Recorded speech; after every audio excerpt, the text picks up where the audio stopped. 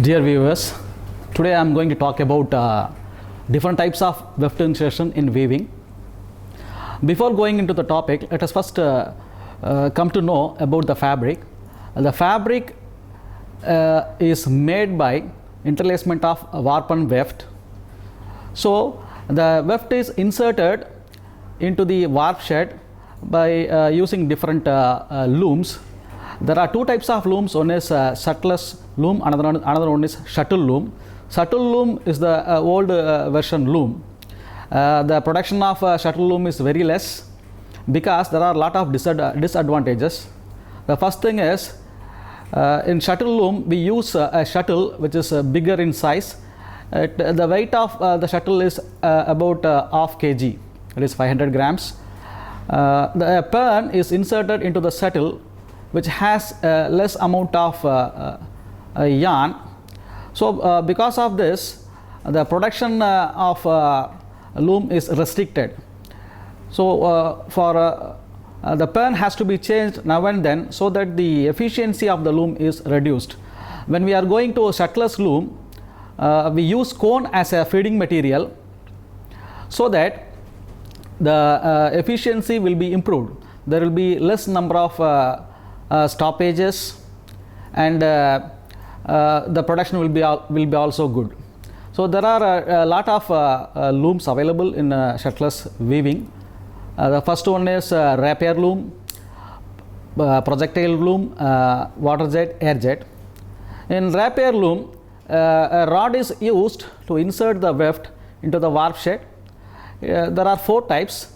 One is single rigid rapier, and another one is double rigid rapier.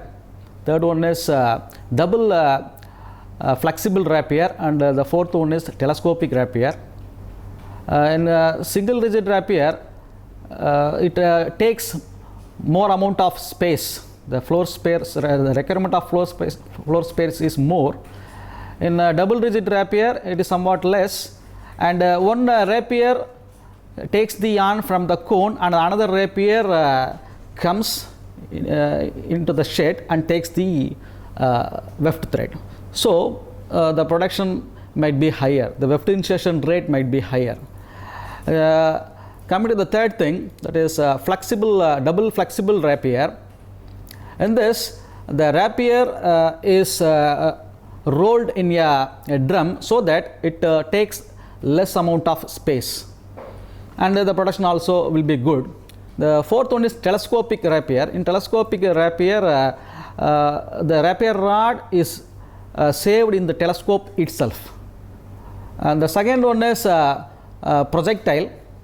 In projectile is nothing but a bullet type material. The size is very small. When comparing with the shuttle loom, the size of shuttle is bigger, as I said earlier. It is half kg in size, but the size of this gripper projectile is 50 grams. So this 50 grams shuttle, this projectile, takes the yarn at the tail end and inserts into the warp shed. We use number of projectiles for the insertion of weft. Once it finishes its work, it will come to its initial position so that the production rate will be higher, the efficiency will also be higher. Then coming to the air jet weaving, we use air for propagating or for passing the weft thread into the warp shed. The production rate of air jet is 1000 ppm to 1200 ppm. ppm means picks per minute.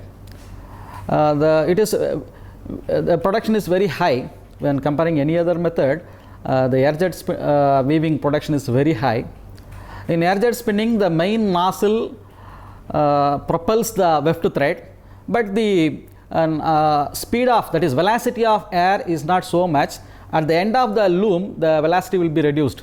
For that, we use auxiliary nozzles and profile raid. Profile raid is used to avoid the loss of velocity of air, and the auxiliary nozzle helps to propel the thread in between warp shed. Then coming to the water jet loom, it uses the same principle of air jet loom, but instead of air it uses water. So when we use water jet loom, we should not use hydrophilic fibers, that is hydrophobic material should be used. Hydrophobic means water repellent. When we use water absorbing material, then the weaving will be difficult. Thank you.